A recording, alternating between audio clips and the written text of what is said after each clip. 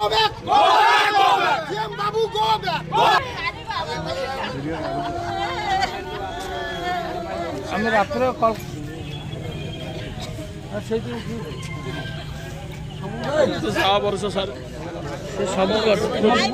ମୋ ନାଁ ସରସ୍ୱତୀ ମଣ୍ଡଳ। ମୋ ସ୍ୱାମୀ ଆଜି 7 ଦିନ ଖଣ୍ଡେ ମେଡିକାଲରେ ଥିଲେ, ଭେଣ୍ଟିଲେଟର ଦିଆ ହେଇଥିଲା।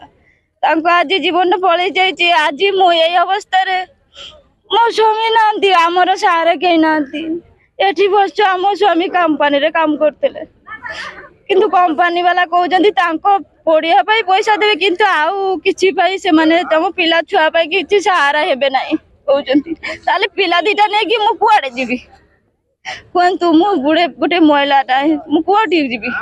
ଆମର ଦାବି ରହୁଛି ମତେ ଗୋଟେ କାମ ଦିଅନ୍ତୁ, ଯାହା ହେଲେ କି ମୁଁ କାମ କରି ମୋ ପିଲା ଛୁଆ ଦିଟା ମୁହଁରେ ଦାନା ଦେଇପାରିବି। ଏପର୍ଯ୍ୟନ୍ତ କେହି ଆସିନାହାନ୍ତି। ଜିଏମ୍ ସାର୍ କହିଛନ୍ତି ଆସିବେ ବୋଲି, ସେ କିଛି ବାହାରେ ଆସି କିଛି କହୁନାହାନ୍ତି ଯେ ଆମକୁ କିଛି ସାହାରା ବି ଦଉନାହାନ୍ତି। ମୋ ସ୍ୱାମୀ ପାଇଁ କିଛି ଦିଅନ୍ତୁ, ଆଉ ମତେ ଗୋଟେ କାମ ଦିଅନ୍ତୁ, ମୁଁ ଏତିକି ଚାହୁଁଛି। ମୋ ପିଲା ଛୁଆ ପାଇଁ କିଛି ଦାନା ତାଙ୍କ ପେଟରେ ଦିଆ ପାଇଁ କିଛି ଦିଅନ୍ତୁ।